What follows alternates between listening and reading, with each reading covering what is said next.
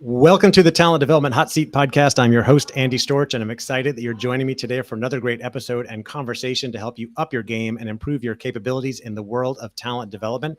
And one of the most important aspects of developing talent and really talent and people succeeding in organizations is in the way they work together, the way they collaborate, and building and supporting effective teams. It's something that we have talked about a lot over the years on this podcast, and something I'm really excited to dig into today with our guest, Colin Fisher.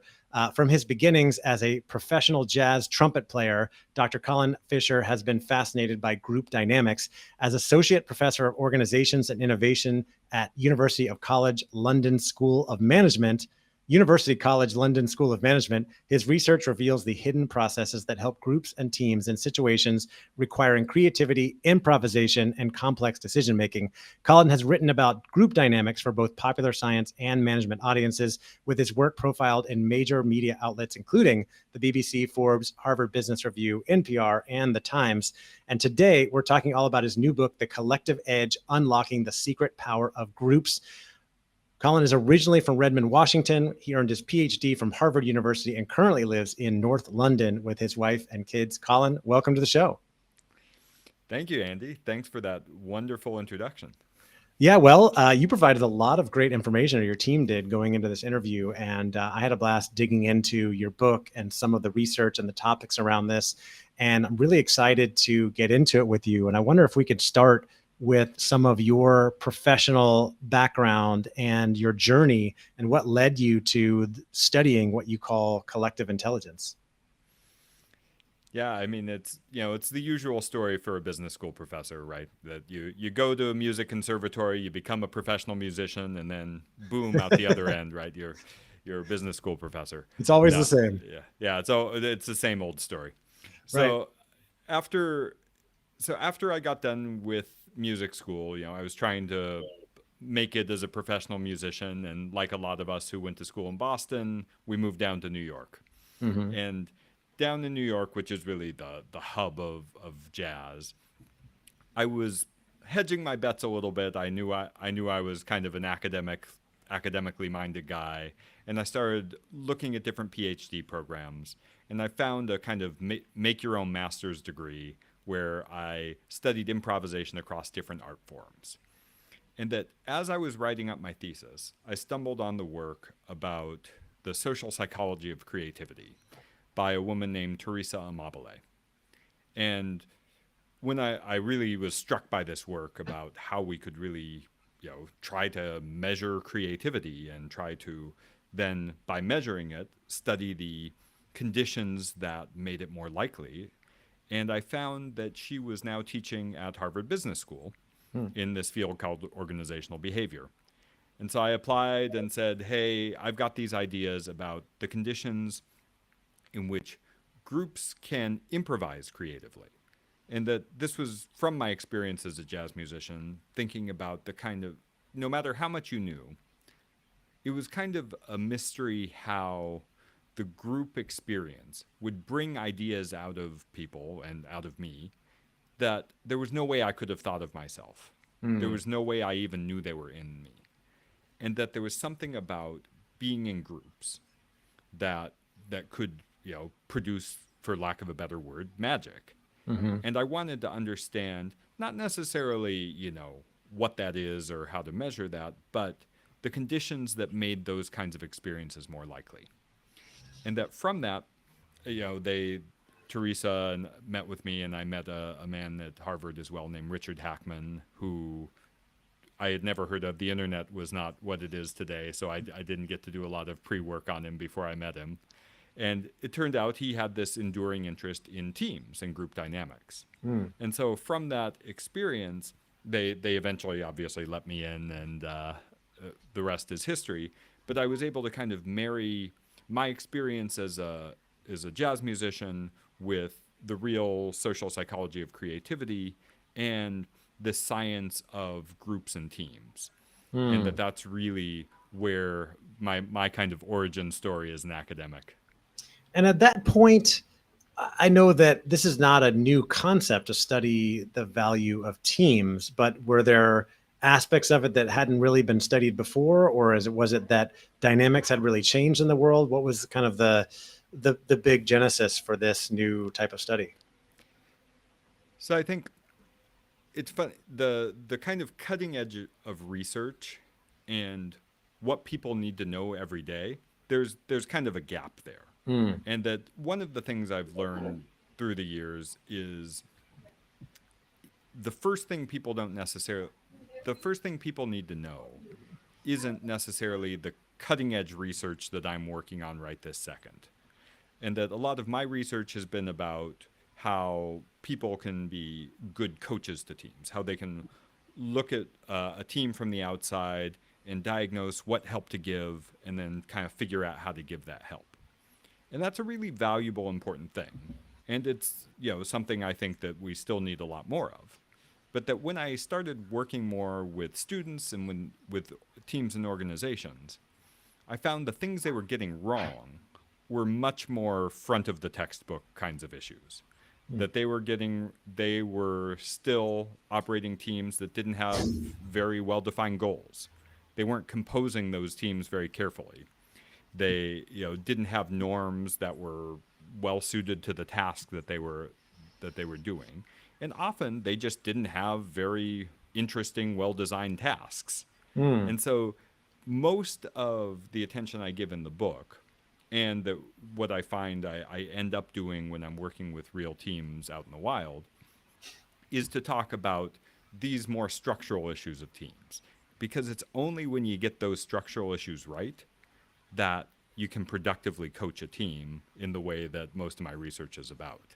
And that when you try and coach a team with bad structure, that ends up not going so well. So what I'm hearing is that when you look at team dynamics and a lot of the problems that come up with teams, you can trace a lot of those problems back to the initial structure, how the team was set up, what the roles or the leadership looks like, were the goals clear, and other aspects from the very beginning of the team.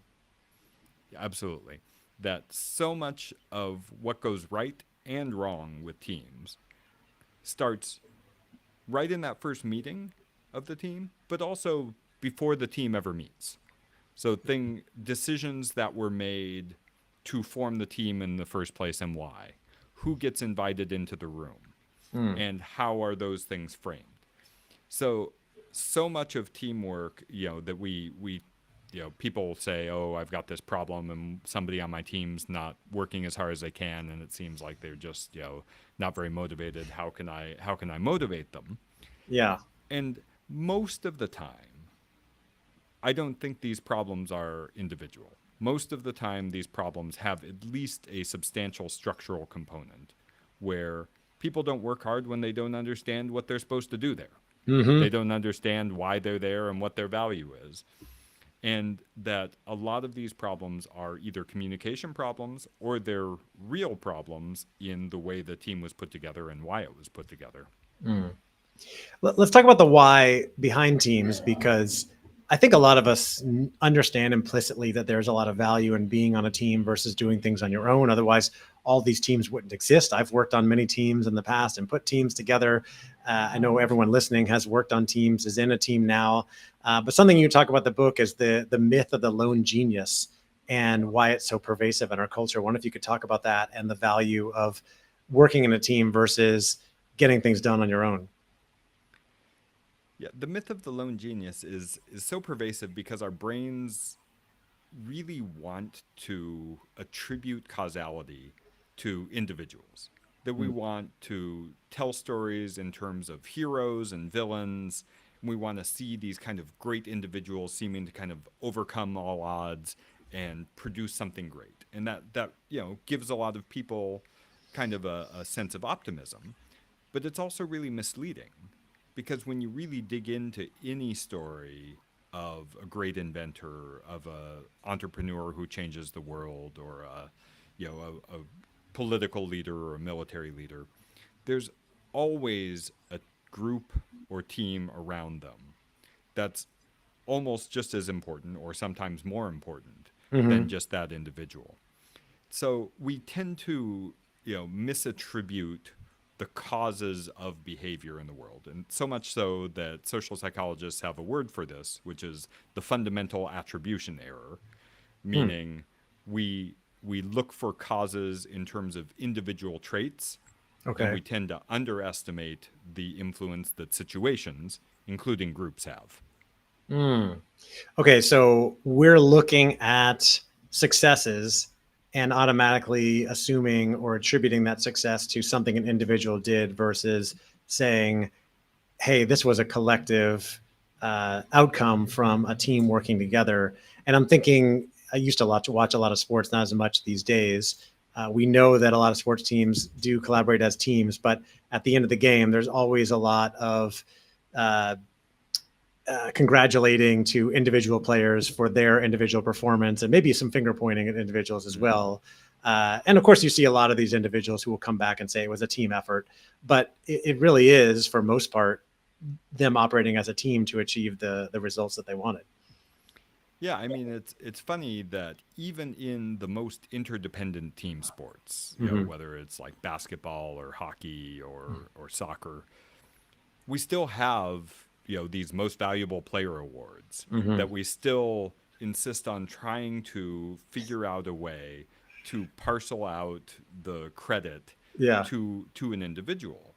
And that, there's no like objective reason that we have to do that. That's just Mm. something our psychology likes. Like we don't need most Yeah. valuable player awards in team sports, Right. yet we always have them. And the same like for leaders, like when the person to take the blame for team failure the most tends to be the coach. Mm-hmm. There's Black Monday in every sport after the season ends, when somewhere between 15% and 30% of the coaches get fired every year Mm-hmm. because people are saying like this is what must be causing our It's performance. not working, and it must be the Yeah, coach's fault. yeah, that's right. And it's never quite that simple. Mm. And that our but our sometimes our desire to credit the stars or blame the underperformers takes away our ability to actually focus on the stuff that matters, right? Mm. If we spend all our energy trying to find the one savior who's going to take our team to the next level, or to Right. figure out who to blame on our team, that's time we're not spending fixing, as I said, the stuff that a lot of people ignore, Yeah. that are just what are our goals, what are our tasks, what are the ways that the norms we have for interacting, and that those things, when we actually do the science on it, control a lot more of the variance in performance than any one Mm. individual. I want to get into what the science says about the effectiveness of teams and how to make teams more effective. But one more thing on that, because what I hear you saying is we try so hard to attribute different things to individuals when it would be better to make it more about the team. And I'm sure in some ideal world, we would think more about the collective good of a team and an organization. But in a world or a culture, especially like in the United States, which is very much an individualistic culture, people are always going to be thinking about, am I being recognized for the work I'm doing? How do I become more successful? Of course, you want to connect that with the team success. I want to make sure the team and organization is successful, but I also want to be recognized for my work. How do you balance these things to make sure people are getting what they need, from an individual perspective, and also teams are being recognized for the contribution they make and are able to contribute more to the organization? Yeah, it's a tough balancing act. And there's actually well, I'll talk about this study in a second, but the so we do have a fundamental desire to be recognized within whatever group we feel like we belong to. So there's kind of two orders of psychological needs we have. Mm-hmm. The more fundamental one is that we need to feel like we belong to a group at all, and that's what drives a lot of our behavior, is to feel like we fit in and that we're valued and we're accepted by a certain group of people. But then we do have a desire to stand out and be recognized as an individual within that group. Now, I think the mistake that we can make is conflating that kind of recognition, social recognition from our peers, with all the rewards an organization has to give. And so here's what I mean by that. Like, it's possible to have a, pure team rewards in, that it's actually, it's not always possible with every collective bargaining agreement, but theoretically, you could pay people based on group performance just as easily as you can, and there have been organizations that have done that. And you can still recognize people within the team in many other ways and make sure that people know why they're valued by their teammates. And in fact, that's a very positive thing to be doing. If you're a leader, encouraging people to share why they value their teammates, and you as a leader making sure you're telling them, should be kind of management 101 things, yet they're almost seen as these extraordinary things that people do.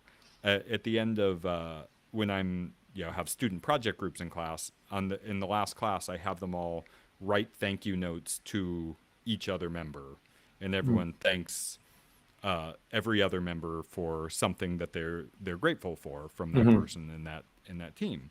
And you don't have to do that particular exercise, but some practices that are showing people they're valued can satisfy this psychological need just as much as anything else. Where I think we go wrong is the only kind of rewards we think of in organizations are money and promotions, and that those almost exclusively are individual rewards. Now, that can be fine. And there's actually a great study by my co-author and mentor, Ruth Wagaman, who studied whether you should have pure individual reward systems, pure team reward systems, or a hybrid of both.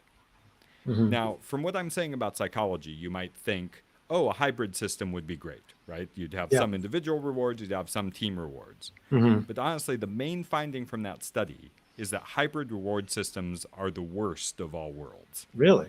And that they're the worst of all worlds because people then feel like they're getting mixed messages about how to govern their own behavior.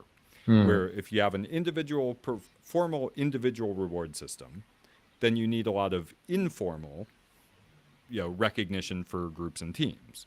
And similarly, if you have a formal recognition system for teams, then you need an informal system for individuals. But if you have a formal system for both, people experience what they call motivational confusion.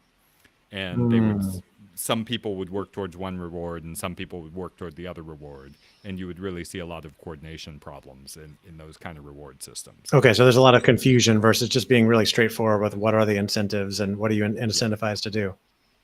That's right. So what is the go ahead.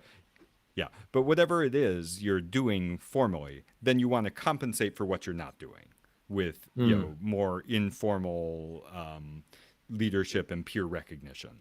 And that's where I think you have to take into account what is the organization doing in a very systematic way, and then I'm going to need to do the other thing, right? The other thing still needs doing.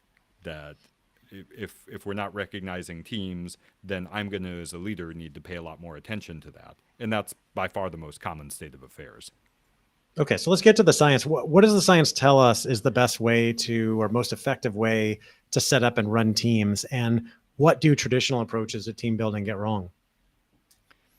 So the science of team building is one of the murkiest things that's out there, in part because I think team building's got associated with a certain kind of philosophy about what it is teams need.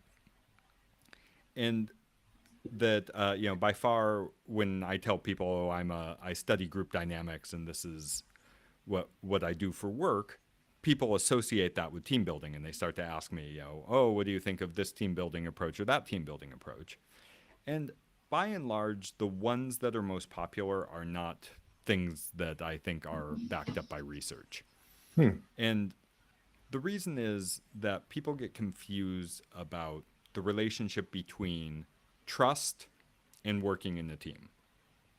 So, of course, if you're going to work in a team, you need to trust your teammates to do the tasks that they're supposed to do to a certain standard of quality, right? That if you've got a role, you're going to fulfill that role. If you said you were going to get me this piece of work by tomorrow, you're going to do it. And that's important, right? Like we need that kind of trust. But that kind of trust is what we would call task-based trust.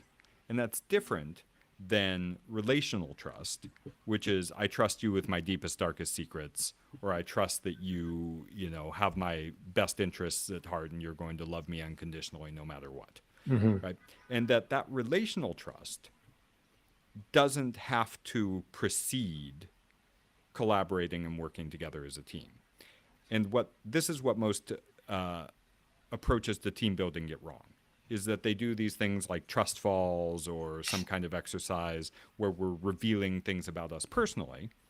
And those aren't like negative things to do. You're not harming anything by doing those things, but you're also not building the most important kind of trust that you need when you're actually working in a team, which is the task-based trust.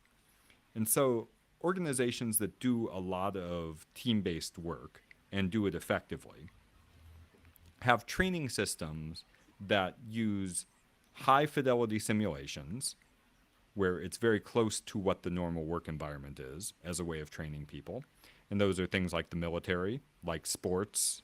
When we talk about, in sports, you have training camp and you spend a whole bunch of time practicing, building up a shared knowledge of the plays and the task repertoire and of what your teammates are good at before you really get to the real work. But in organizations, we often don't do that. Instead, we kind of combine team building with a time to relax and to have fun.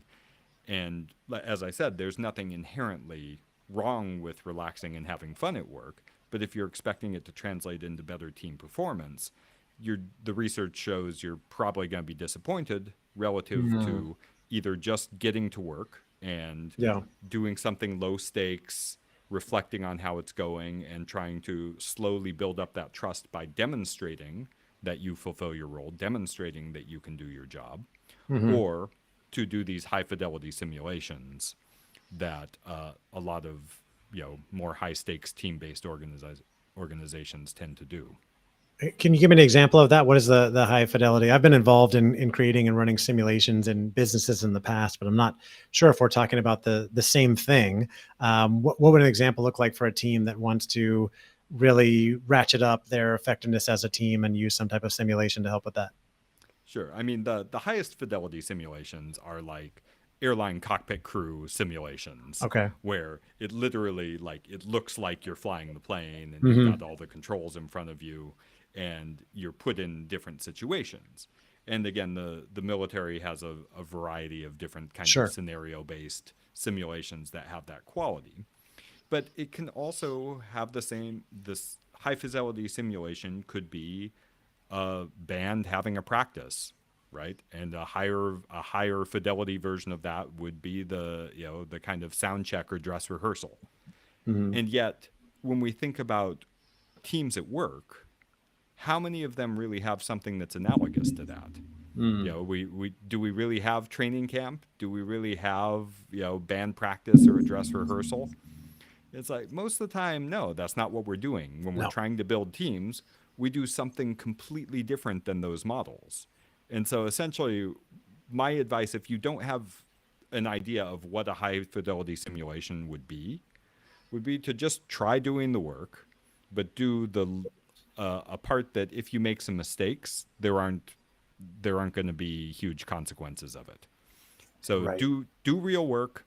If you can make it low stakes, great. If you can make it completely artificial, again, that's also great. But you want it to be as close as possible to us playing the actual roles that we're going to play on the team. And that way we can develop the real kind of trust and the knowledge of each other's strengths and weaknesses that we really need. In the book, you also talk about building what you call synergistic teams. I wonder if you could tell us, what does that mean and how do we go about creating teams that are more than the sum of their parts? Yeah, well, you hit on it right there, right? That the what I mean by synergy is a team that is more than the sum of its parts. That that we're coming up with those ideas that no person could have thought of without the group, just like I was Mm. talking about in music or in jazz, right? That in almost any great musical group, great scientific discovery, you know, all these sort of, the billion-dollar businesses, they have some of this synergy where it's not that one person was dragging everybody else along, but that there's an actual multiplicative benefit from having that combination of people do that work at that time. And that the synergy is very hard to fully predict, but you give yourself the best chance when we have complementary perspectives, knowledge, and skills. When we all know the same thing and do the same thing, the chances of synergy are, of course, much lower, right? Because we Mhm. can't compensate for each other's lacks or weaknesses. And yet, again, this is something where that's not often how we compose teams, that people work with people who tend to see the world more like them. They Mm. tend to seek out people who they see as very similar to themselves, and what sociologists call homophily, where we want birds of a feather flock together, essentially. And by doing those things, we're actually reducing the chances of synergy ever occurring. So, most of our listeners work in some form of talent development, learning and development inside organizations, thinking about developing people, but also thinking about how do we help our teams become more effective, sometimes creating training or providing coaching around that. How do you advise, based on all the research that you've done and what you found, that people in talent development approach creating and developing and building more high performing teams, as a lot of people want to call it? So I think, first of all, if you're taking teams seriously, you're already ahead of the game. That Hmm. I think by far the thing I find most common in the book is that people are just kind of oblivious to group dynamics and the importance of thinking of the team as the fundamental building block of organizations rather than collections of individuals. Hmm. So I think if you're thinking about building more high performing teams, you're already on the right track. The thing I think people, so I'm gonna say one thing that people do wrong before I say what they Okay. do right, but I think people again are kind of seduced by our individualistic tendencies, and they want some kind of assessment that's going to tell them how to compose the team. That we can do some kind of strengths inventory, or we can do some kind of personality testing, and that's going to help us figure out how to put people into roles. But the science around this is very, very murky, to the point that in one review of the literature, John Matthew, who's a fabulous team scientist, basically threw up his hands and said in the article, there's no one combination of personality traits or basically anything we can measure that's going to help us compose teams effectively. There's one exception to that. And that one exception is what we call social sensitivity. And social sensitivity is our ability to read others' emotions without being told. And it's tested with a fun instrument called the reading the mind in the eyes test, where you're just given sort of a picture of somebody else's eyes and four options for how that person was feeling when the photo was taken. And Hmm. that the average level of social sensitivity on a team actually does predict what we call collective intelligence, a team's ability to perform across a wide variety of different tasks. So, the one thing would be, broadly, I would abandon individual testing as a way of improving team performance, and instead to, one, make sure that whoever's composing the team is clear about what the goal they're trying to accomplish is, or what the purpose of this team is. And then to do a systematic analysis of what knowledge, skills, and perspectives are we going to need to accomplish that goal or purpose. Now, I would say a really high percentage of teams that I work with this is where they fall down. That and so this is more like, if you're trying to find the highest yield thing you can be doing to help your teams, making sure people get this part right is probably the highest yield thing you can be doing with yourself. But then from there, the second most common thing is people say, "Oh, I've got this team of 20 people and I'm trying to make them more effective."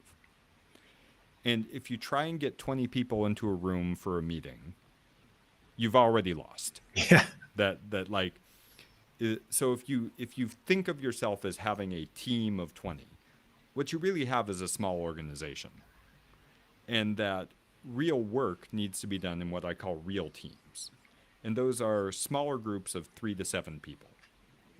And that there's actually a lot of research behind this number as being optimal for both people feeling like the group's not too big or too small for them to be heard and get the work done, and also in how well the teams perform tasks. Yeah. So if you get these, if you break up your larger groups into small task performing teams, they're composed purposefully for the specific knowledge, skills, perspectives that people bring, and they're composed with the potential for synergy because they're not all the same skill, they're not all the same perspective, then we're doing pretty good.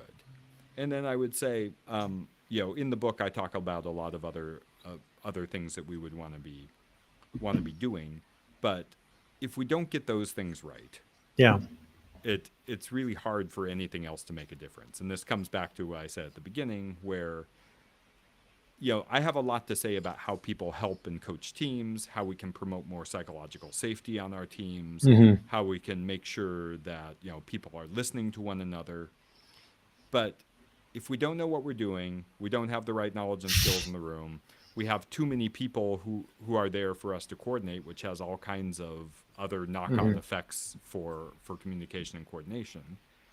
Those things, there's a lot of research that shows those positive coaching interventions just aren't going to make that much difference.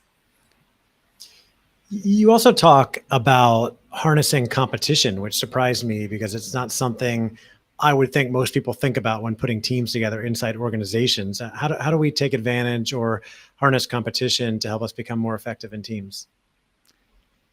So competition is, one of the most powerful forces I think we know about in social science. And that we can think of, the most of the most destructive things that we can think of that have ever happened in the world come from intergroup competition. That that's where wars come from. That's where terrorism come from. That's where, all these terrible things come from. And so we have to really use that power with a lot of care. And that it's effective within so if you're in a group, it can be effective to compete with other organization or other teams in your organization for a little bit of fun. But then if we need those teams to actually cooperate, it's going to be a lot harder later. So I think that although there can be times where organizations can use this kind of competition, intergroup competition effectively, it's dangerous because the chances that you always want those teams competing and never cooperating is quite low. So the best competition is competition against your past self. And the best competition for a team is against what we did past performance. Yeah, past performance. And that if you are consistently and rigorously competing with your past self, then you're harnessing a lot of this power without turning it on to other people on your team or in your organization. And I think that's by far the safest and healthiest way to do it. But that said, people within the team are going to have friendly competitions. They're going to compare to one another. And in the book, I talk more about that we have to understand and acknowledge that reality, that teams are not ever going to be 100% cooperative. We're not ants. We're not some sci-fi race like the Borg and Star Trek where we're all about the collective no matter what. that we're all going to compare ourselves to our teammates. We're all going to, as you said earlier, want to kind of stand out and be recognized within the team. Mm-hmm. And so we're always kind of managing this tension between implicit competition that's always going on and trying to channel as much of that energy as we can to a productive target to compete against and not sort of let it run amok, because when it runs amok, usually that Yeah. doesn't turn out so well. Colin, you talked about the important things we need to think about for effective teams. We're obviously working in a post-COVID world where a lot of people are working remotely or hybrid. Do things change when you have a remote team or a team with mostly remote workers? Or how do you think about setting up that team when people are not able to come together in person, or maybe some of them are not? So it's a great question. And I think that most of the things that go wrong in remote teams are the same things that go wrong in any other team. And so I sort of would always check those basic structural factors first. But there are some additional challenges in remote and hybrid teams. And I would say I wouldn't equate those two things. I would think those are actually quite different challenges. So I'll talk first about remote teams. So if we're all fully remote and we're meeting, on computer screens and online, the problem with that is now we have what psychologists would call increased psychological distance. That I don't feel you are as close to me and my identity as I otherwise would have, and that has a couple of negative effects for working together. The main one is that we now view more psychologically distant people as more abstract. And this of course makes sense. And it leads us to treat them less like other human beings and more like tools. And so the danger when we're all online all the time is that we start to forget each other's humanity. We treat each other more like we're tools of task accomplishment and less like other humans who are in need of our support and care like we would if we were in a room together.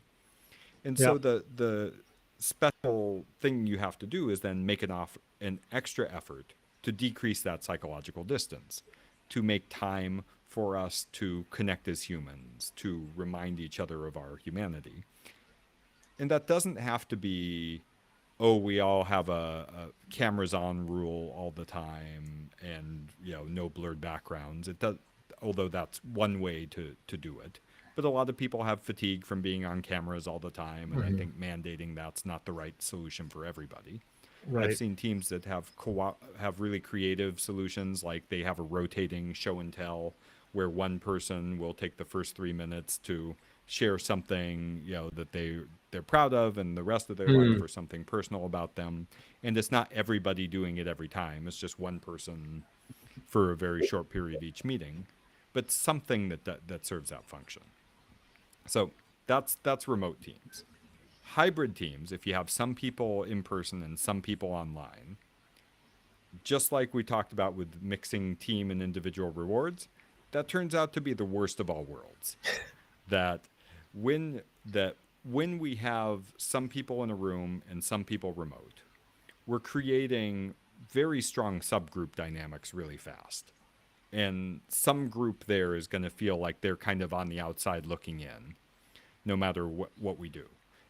And usually it's the people who are online, but it's possible if there's only like 2 people in the room and everybody else is online that maybe it's not that way. And what gets really hard for a group to do is then develop norms for communication. That, especially when it's not the same people who are online and in the room all the time, we never develop these patterns of communication that make coordination easier. And that when we keep switching, those are the teams that are the worst off, when we don't have a constant mode of communication that we use over and over. And that the research shows basically, we're pretty good at learning new stuff over time. That when we first all went online, that was really hard and we all had to learn new norms of interacting. But we get better at it over time. I'm better at Zoom now than I used to be. I'm sure you are. That we've all figured out some ways to collaborate over these different technologies. Yeah. But when we keep switching them up all the time, we don't give ourselves a chance to learn collectively.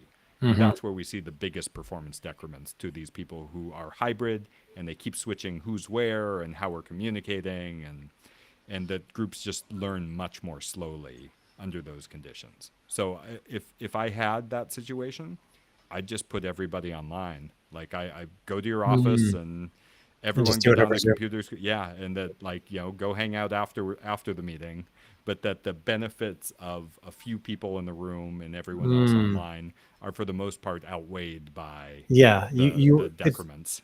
better to kind of level the playing field, and this is a decision that would probably be made by the leader of the team. So the last thing I want to ask you about Mhm.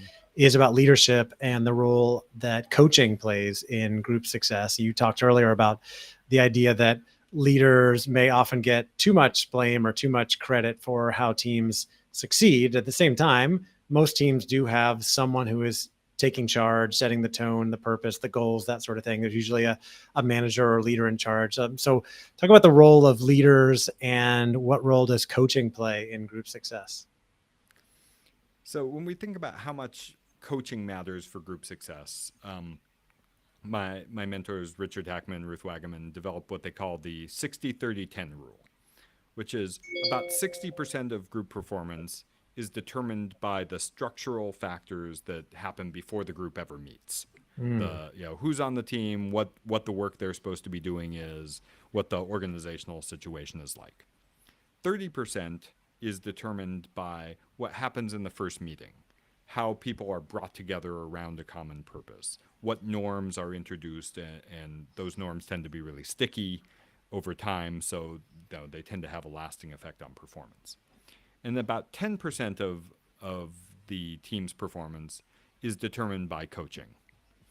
And this is why I was saying, although what I study is coaching, you know, that's already saying 60 to 90% of the variance in performance is caused by these other factors. mm, So the coaching matters, and it matters most for teams that are already designed well and structured well. So if you have a well structured team and you offer coaching that supports self management, that encourages psychological safety, encourages people to contribute what they know and to speak up when something's not going well, to try different things and experiment, that can make a big difference in helping a well structured team perform better. But coaching can also be negative, and that a lot of well-intentioned managers go in and try and coach teams, but end up being kind of seen as micromanagers or getting too involved in the mhm. team's work. And again, structure turns out to interact with this in a really predictable way. So when you offer well-structured teams good coaching, they benefit quite a lot. But when you offer a poorly structured team good coaching, they hardly benefit at all. It's Mm, negligible change. And the reverse is true for poorly structured teams. So when you give a poorly structured team good coaching, not much happens. But when you give a poorly structured team really bad coaching, yeah. they're the ones who are hurt the most. And Mm. that the well structured teams really are mostly inoculated from the effects of bad coaching. So, coaching matters a lot, and but that it matters most for teams that are well structured when you're trying to help them, and when you're trying to protect them from managers who don't quite know what they're doing in terms of coaching. Colin, this is great. There's so much more I want to ask you, but we have run out of time. So I want to let people know that if there's more you want to learn from Colin, the book is out now. It's called The Collective Edge: Unlocking the Secret Power of Groups. Colin, anywhere else you would send people, or anything else you want to make sure people in talent development know about your research around the collective edge and effective teams? Yeah, you can find out more about my research on my website, colinmfisher.com. And there you'll find, a whole bunch of Harvard Business Review articles, academic articles, the various writing I've done around, especially how you can help teams be more creative and create a culture of helping. But book should be your first place. The book should be the first place that you look for what I'm up to here. Absolutely. There's so much value in there. The book, again, is called The Collective Edge, Unlocking the Secret Power of Groups. Colin, thank you again for being here and sharing your research and wisdom and experience with us. I appreciate it. And I look forward to talking with you more in the future. Thanks so much for having me, Andy. It was really fun.